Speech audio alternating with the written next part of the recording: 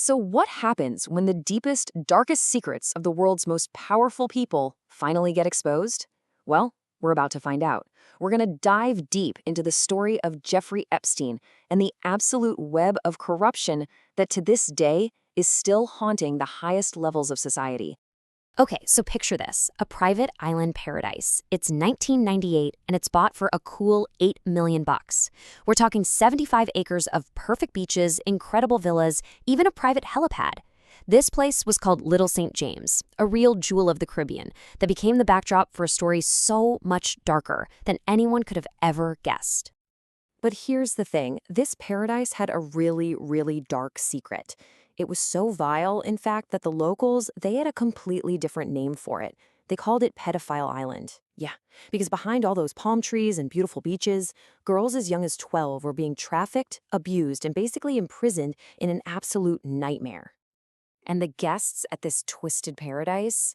You're not going to believe the list. It reads like a who's who of the global elite. You've got British royalty, a world-famous scientist, A-list celebrities, and just a revolving door of powerful politicians and billionaires. And the guy at the center of it all? The shadowy, monstrous figure of Jeffrey Epstein. So you have to wonder, how could an operation this monstrous exist right out in the open, attracting some of the world's most powerful people? Well, the answer lies in a carefully built system of predation, a heaven that was designed specifically to hide a very, very real hell. So, who was this guy really? Jeffrey Epstein's story is kind of like this twisted version of the American dream. He goes from being a math teacher to a high-flying financier and somehow gets into the highest circles of power, rubbing shoulders with presidents and billionaires. But his money and his influence, they were built on a foundation of pure evil. And look, this wasn't just a series of random crimes. No, this was a meticulously designed pyramid scheme of abuse. Epstein's network would lure in vulnerable young girls, promising them a couple $100 for a massage, and then trap them. They were then forced to recruit their own friends, creating this horrifying, self-perpetuating machine of abuse. Now, a crime of this magnitude, you would think it would bring the full force of the law down on Epstein. But, as we're about to see, the scales of justice were tipped in a way that would just shock the entire country. A secret deal was being made, one that would protect the powerful and deny any real justice to the victims. It all started back in 2005, when the parents of one brave 14-year-old girl went to the police. And once they pulled on that one single thread, the whole horrifying tapestry just started to unravel. The investigation snowballed fast. They found a network of at least 35 victims, and it all led to this damning 53-page FBI report. The case against Epstein was a slam dunk. These words from a victim are just absolutely chilling. They really show you the predatory nature of this whole network.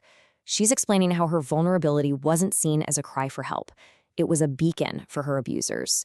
It's a gut-wrenching look into a system literally designed to prey on the most defenseless.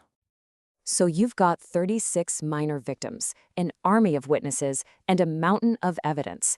A life sentence for Epstein seemed like a sure thing. But then, in a shocking betrayal of justice, a secret deal was being cut behind closed doors by a federal attorney named Alexander Acosta, a deal that would let a monster walk free. The terms of this secret deal were just a total slap in the face to every single one of his victims. He'd plead guilty to 2 minor charges, and in return, he and his co-conspirators would get sweeping immunity from all federal charges. The deal was sealed, and the victims, they were never even told. It was a complete perversion of justice. So what was the price for a lifetime of abuse? A measly 18 months. And I use the word jail here very, very loosely.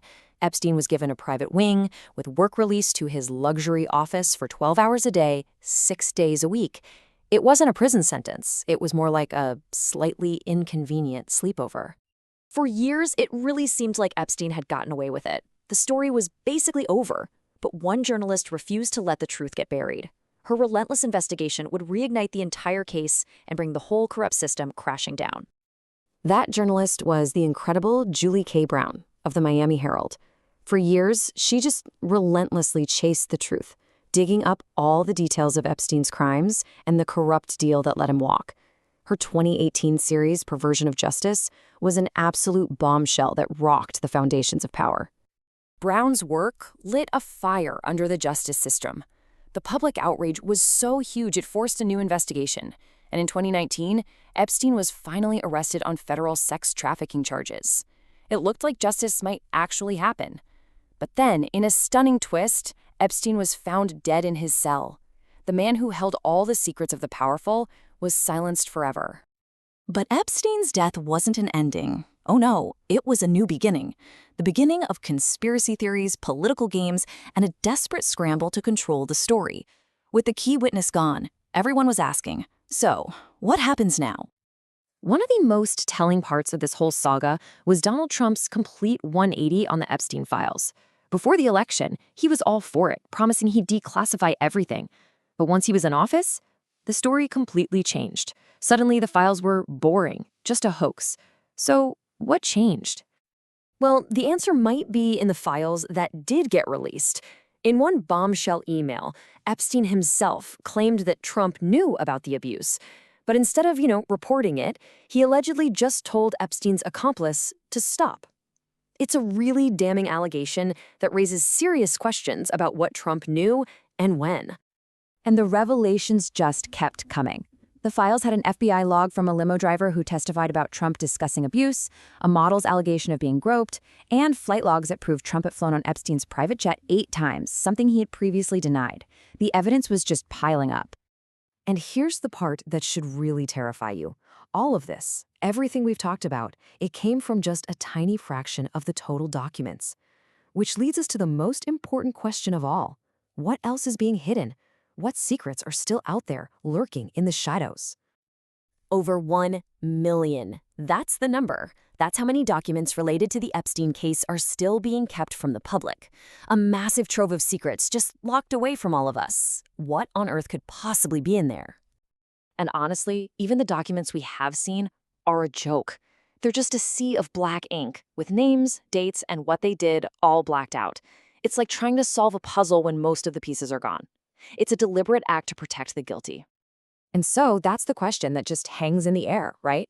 With over 1 million documents still hidden, countless names blacked out, who are the powerful people still being protected?